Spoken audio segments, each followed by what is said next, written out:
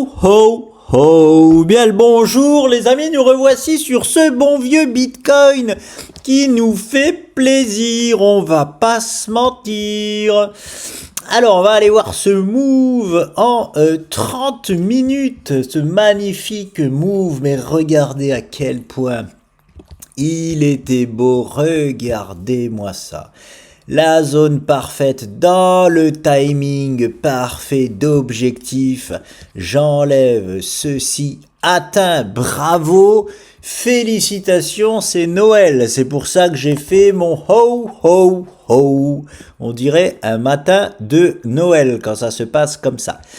Alors, génial, je rappelle quel était ce point exceptionnel du BTC d'objectif. C'était un point de rencontre et au moins vous avez la preuve de pourquoi mes graphes sont surchargés. Vous voyez, les gens se plaignent.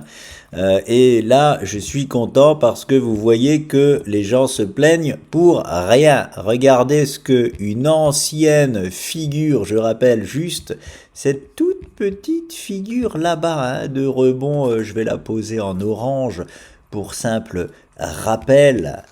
Hop.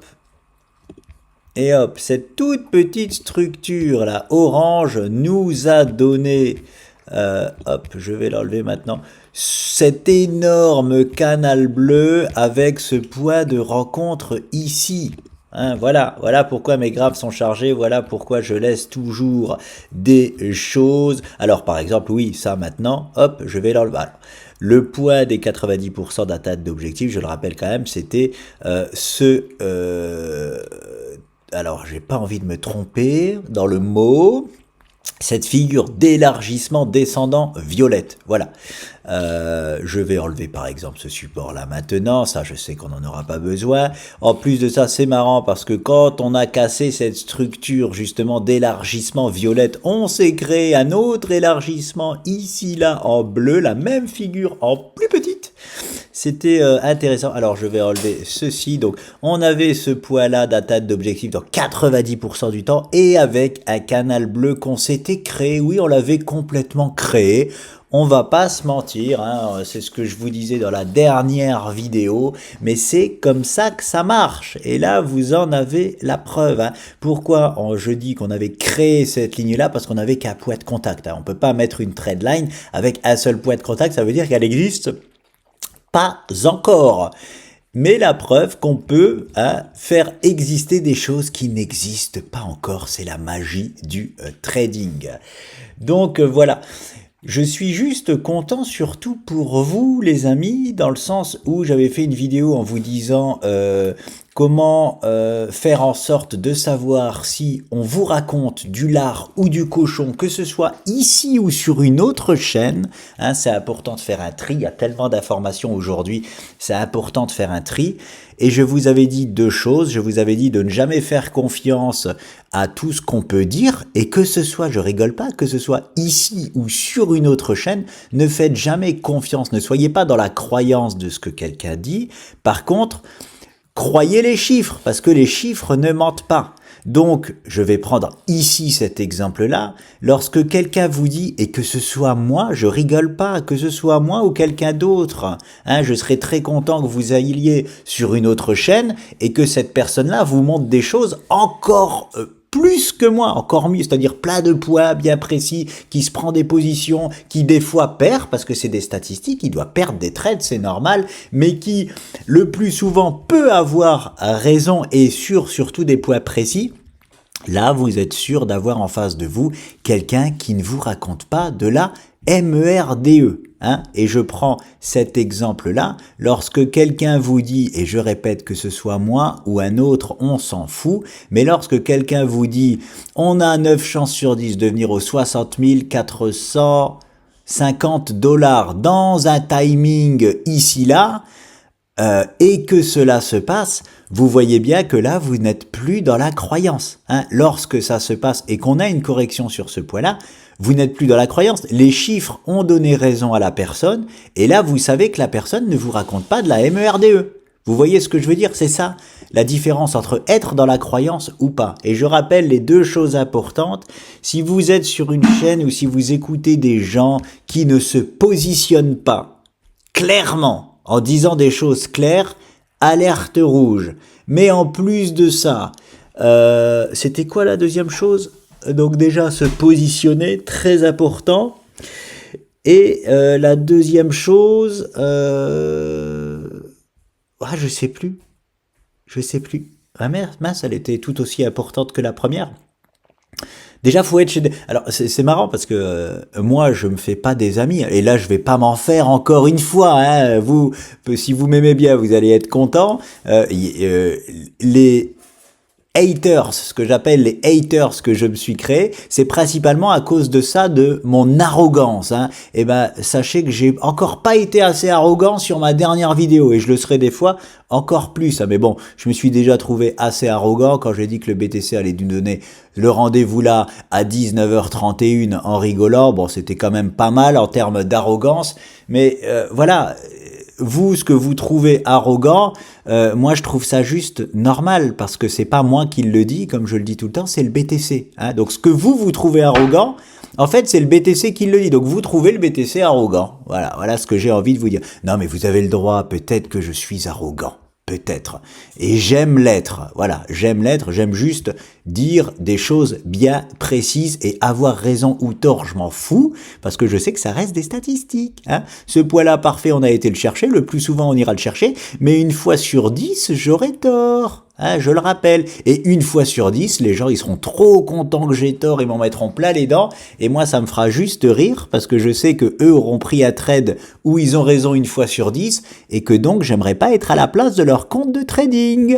Voilà tout simplement. Donc, on y va, on se réactualise, on est le week-end, donc on a eu le move parfait à la clôture du week-end, comme on s'y attendait. Maintenant on se réactualise, qu'est-ce que nous faisons? Eh bien maintenant on a vraiment par contre ce canal bleu, ça y est, ce canal bleu, c'est plus juste dans la tête de Nicolas, il est créé. Ah, il est créé, on a 3 poids de touchette en bas, 2 poids de touchette en haut, c'est une vraie figure et maintenant, eh bien, nous sommes bien là-dedans jusqu'à preuve du contraire. Maintenant, affaire à suivre. Affaire à suivre si le BTC continue de nous endormir et de faire un move là, lent jusque là-bas. C'est possible. Regardez, je rappelle, le canal vert, il a quand même duré assez longtemps. Je vais prendre d'ailleurs la taille du canal vert. Combien de temps il a duré? Hop, il a duré 89 bars. Bon ça, hein, c'est pas parce qu'il a duré 89 bars que celui-là va durer 89 bars. Il n'y a aucune stat par rapport à ça. C'est juste pour voir, voilà. Ça nous emmène, s'il fait juste le même timing que celui-ci, ça nous emmène jusque là. Mais un canal, on sait jamais combien de temps ça dure. Hein. Ça peut se terminer là, ça peut être la dernière rotation, peut-être qu'il va tout nous enfoncer à la hausse, peut-être que finalement il va corriger et nous l'enfoncer à la baisse, mais de toute façon, ça va être génial parce que grâce à ce canal bleu, maintenant, on a un nouvel objectif du BTC. Hein, c'est-à-dire, quand il va sortir de ce canal-là, on aura un objectif.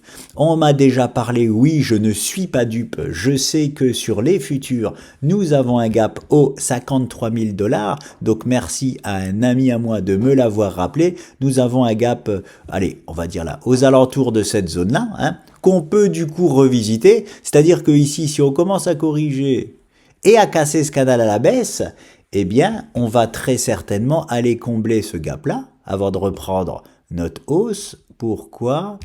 Parce que l'objectif, imaginons là, hop, on descend, et voilà, l'objectif sera là et il sera comme par hasard dans la zone du gap. Donc, en tout cas, affaire à suivre, on n'y est pas pour le moment.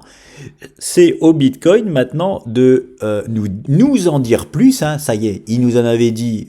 On l'avait vu, on l'avait posé, c'est fait, maintenant on passe à autre chose. Maintenant j'ai besoin que le BTC nous dessine quelque chose pour voir où est-ce qu'il a envie de se diriger. Voilà. Et on a déjà donc ce canal bleu pour le prochain objectif. Ça je l'avais placé pourquoi aussi. Si jamais il reste dans ce canal bleu jusque là-bas, on s'attend aussi, il y a tous les bears là-bas qui nous attendent à une correction. Et bien là où il sortira, on aura un point correctif bien précis. Voilà, c'était la petite vidéo du week-end, très certainement qu'il se passera pas grand-chose. Alors, ouverture, je ferai une vidéo lundi, parce que moi j'adore l'ouverture de la nuit de dimanche à lundi, parce que cela nous ouvre des gaps, nous ouvre des zones bien précises, c'est-à-dire que si dans la nuit de dimanche à lundi, on ouvre un gap haussier au-dessus de ce canal-là, hein, magnifique, on a déjà l'objectif haussier, on va aller rejoindre la zone là-bas plus vite que prévu, donc tant mieux. Si par exemple on a un petit gap baissier, pareil, hein, on va pouvoir s'en servir pour peut-être prévoir un rebond, peut-être prévoir un objectif haussier de gap, parce que les gaps donnent aussi des objectifs bien précis, hein, pas simplement des comblements de gap. Donc voilà, je ferai une prochaine vidéo lundi matin, en tout cas dans la journée de lundi, c'est sûr, même si, enfin c'est sûr, non, s'il se passe absolument rien, peut-être que j'en ferai pas, mais je ferai une vidéo lundi très certainement sur le BTC. Je vous laisse les amis, désolé si vous me trouvez arrogant, c'est comme ça, c'est qui je suis, il faut l'accepter ou pas. De toute façon, hein, vous savez, je prends toujours l'exemple de Jésus-Christ. Hein. Jésus-Christ, visiblement, c'était pas un méchant, hein. Enfin, je pense que c'était pas un méchant, d'après les dires de beaucoup. Et même lui, il s'est pas fait que des amis. Ce que je veux dire par là, c'est qu'on a beau être la meilleure personne au monde, de toute façon, on a toujours des gens qui nous aiment pas. Donc, autant être soi-même. Hein. Au moins, on nous aime pas pour qui nous sommes vraiment. Voilà les amis, je vous laisse et je vous dis à très vite.